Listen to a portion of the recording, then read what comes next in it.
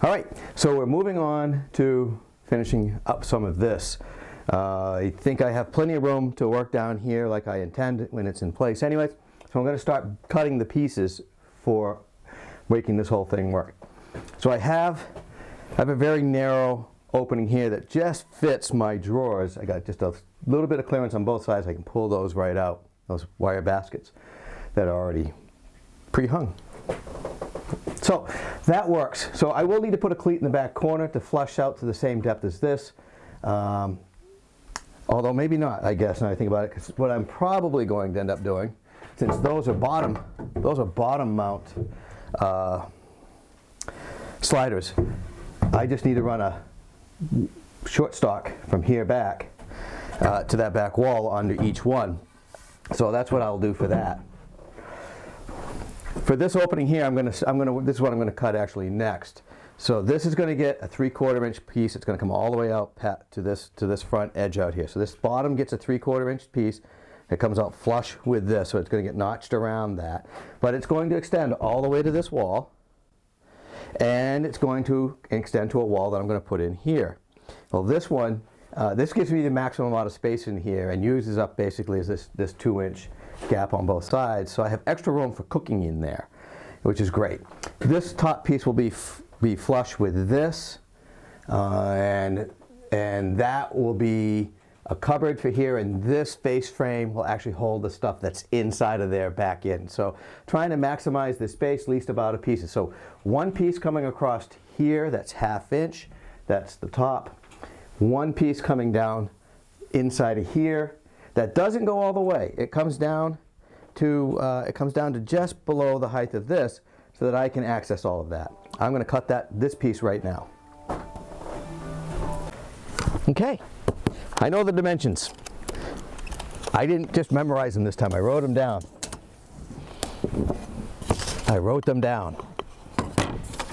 So I happen to have a scrap piece that this is perfect for this center wall. So 41 1/4. I'd like a nice straight line with that. So I'll use a nice tool. I have a square edge here, and I know that my dimensions say, where'd it go? I flipped it over, right? It says 21 5/8. Actually, one end is 21 5/8. The other is 1/8 shorter. But I'm going to cut it longer for right now and see how it goes. You can always trim it back. So 21 5/8.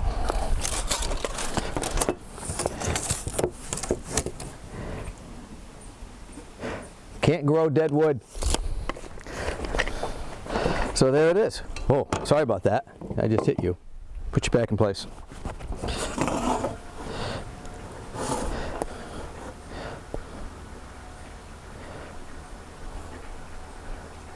Oh, just nice to see it as a line. Beautiful. I don't need this.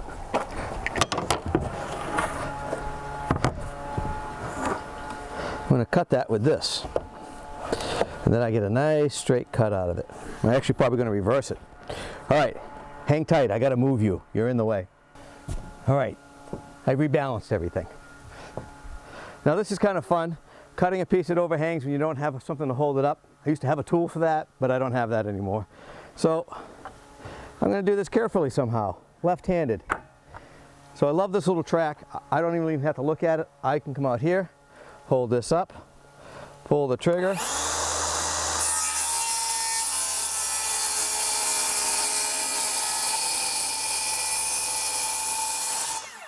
and cut.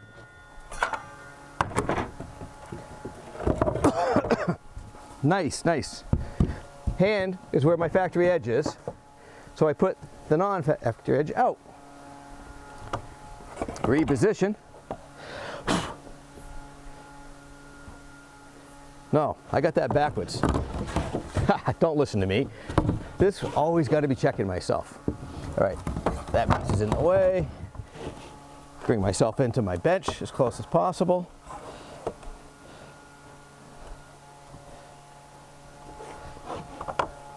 Now my piece of wood curves a little bit. That's not fun. because mine does not curve. I'll take the curve out. I'm going to take the curve out by just pushing down on this board. All right. I think I got it.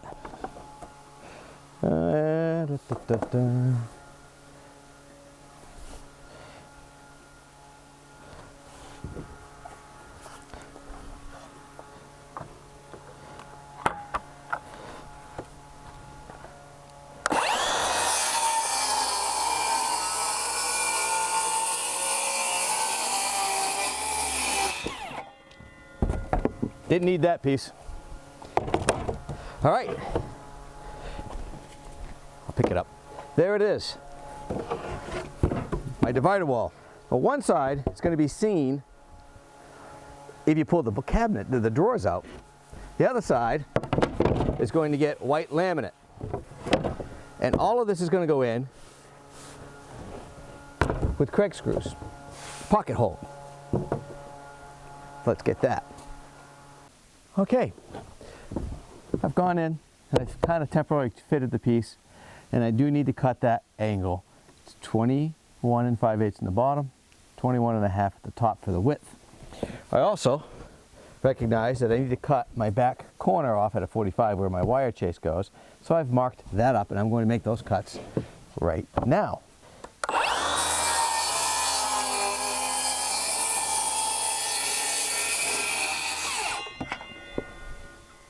That's it.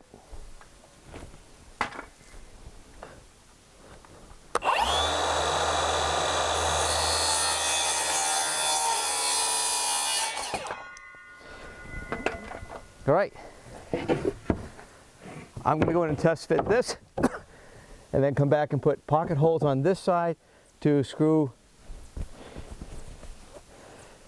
these three sides, top, front, and back, or front, and back. So these are going to get pocket holes, you know, every 6 to 8 inches. Not a lot. By the way, my first time using this. It's pretty cool. I know, I heard a lot of great stuff about it. And so I did just pull it out of the box because I bought it a few months ago. I haven't used it yet. And I tested it. Works perfect. 1/2 inch plywood. Works perfect. Be right back.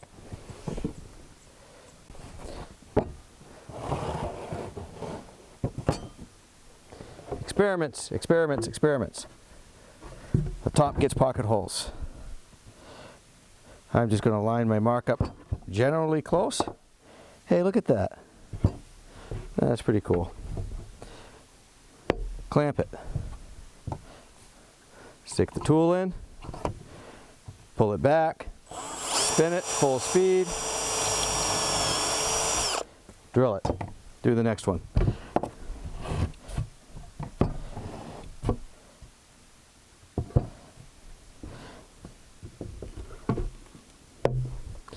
This is pretty easy and fun.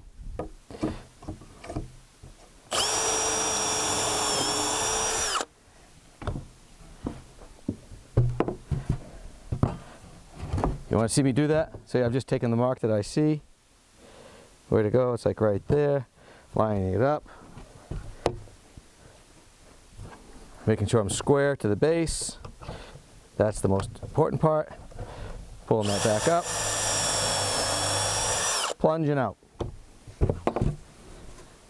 3 pocket holes across the top.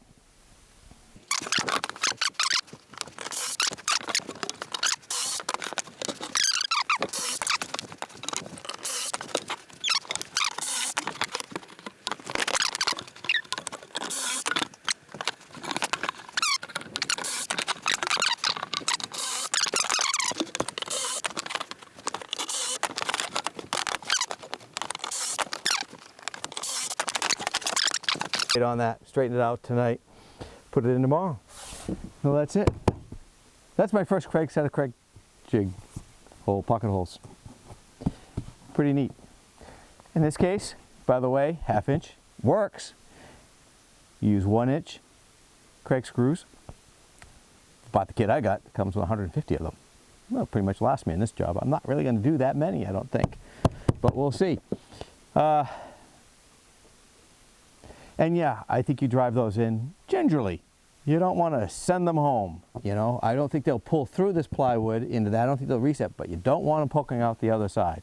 They are designed to just barely touch, get close to the other side, the outside surface.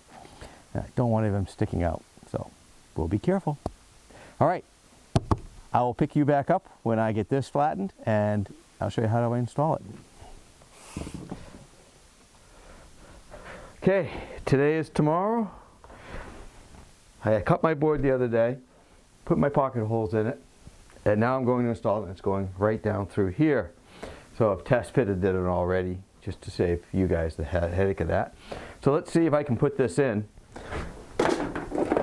with everything I got here and see how these pocket holes work out.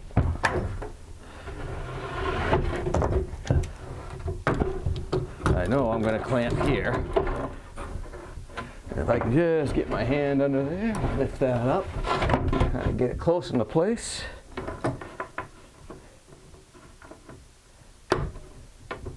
Hopefully that'll kind of hold it some, right?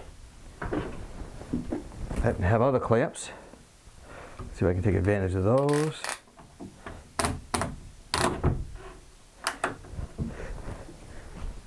Extra hands can't hurt. This is what you got to do when you work by yourself. You got to figure this out.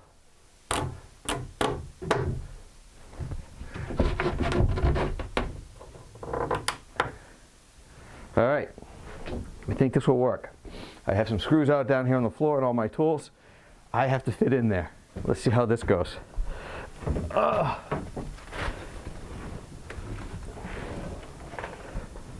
Let's see if I can get the first screw in.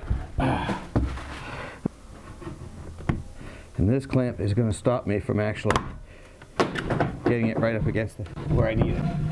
Boy, you really need another set of hands here. Anybody want to help?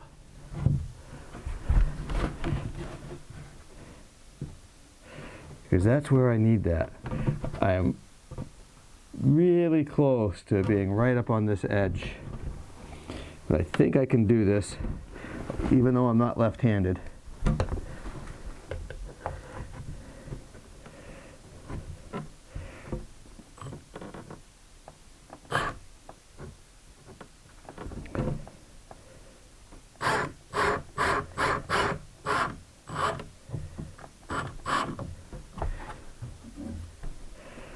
All right, there's one.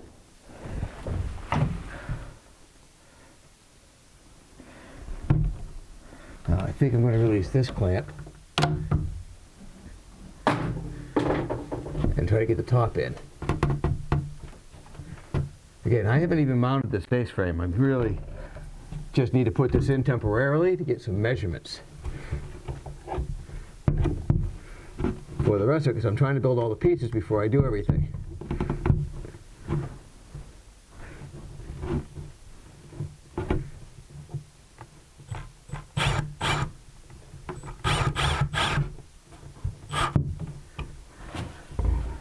That's not bad.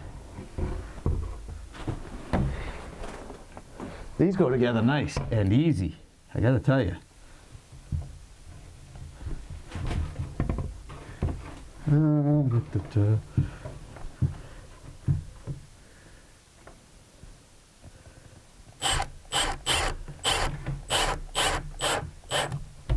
Nice and tight fit. Gotta love that.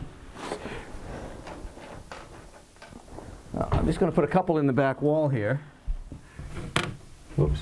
You don't want to bend that too far. And I'll tell you, I'm a little concerned right now because this hasn't pulled over. Well, let's do this top one.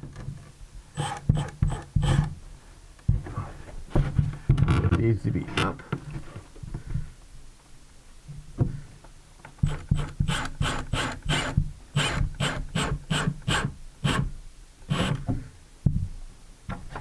Nice and easy. And do this bottom one.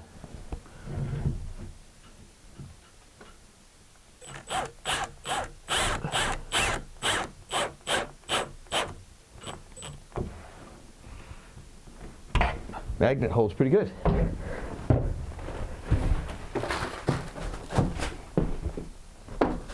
All right, that's what I wanted. It's kind of redundant now and kind of hard to get off, but we'll get there. All right.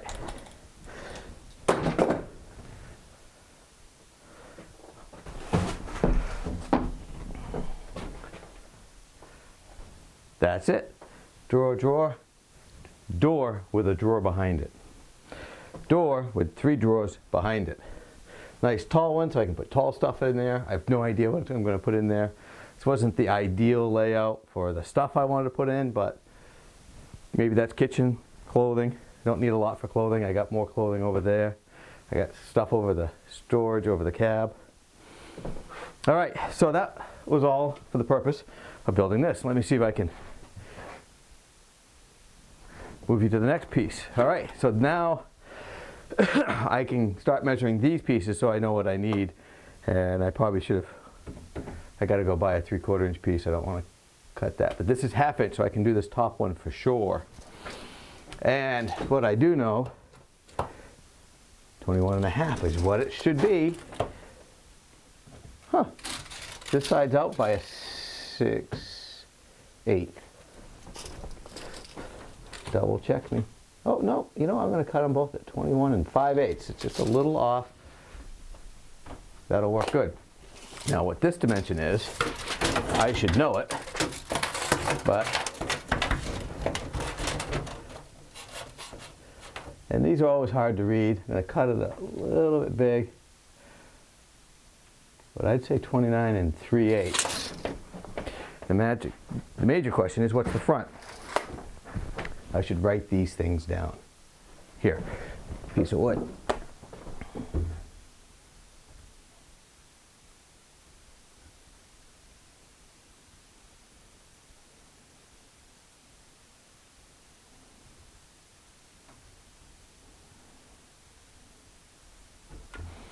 I can't even remember what I just said now. Hey.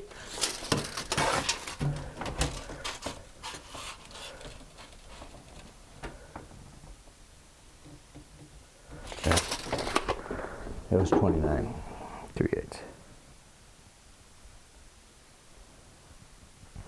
Let's go in and see. Let's just double check this.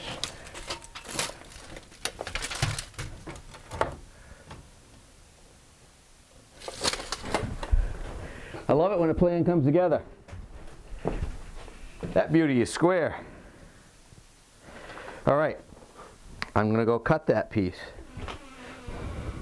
Put some pocket holes in it and test fit it. All right, we're going to cut this, 2 cuts. We should end up nice and square because I'm using my trusty straight edge.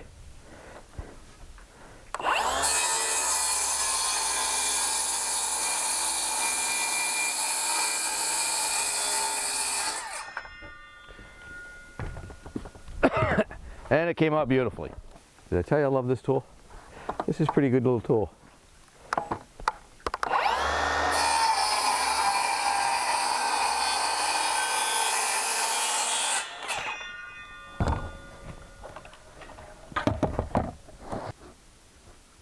I probably don't make a great woodworker because I like things a little too precise. Probably would have been a better metal worker.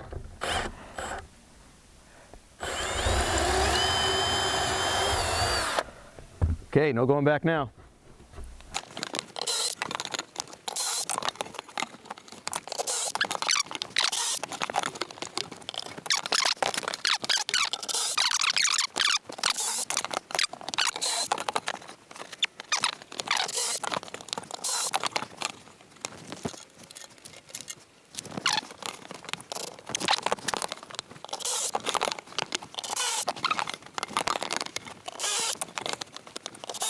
That's it, ready to install.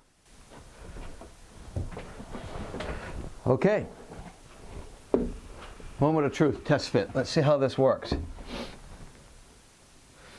Now that wire's kind of in my way, and it really needs to go through here. So I got a corner cut for a wiring chase. Might as well get it out of my way now. Again, that's all in just temporary anyways, but at least that'll work.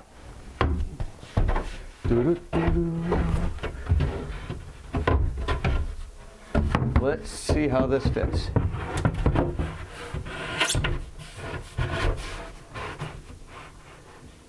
Hey, that's pretty freaking good.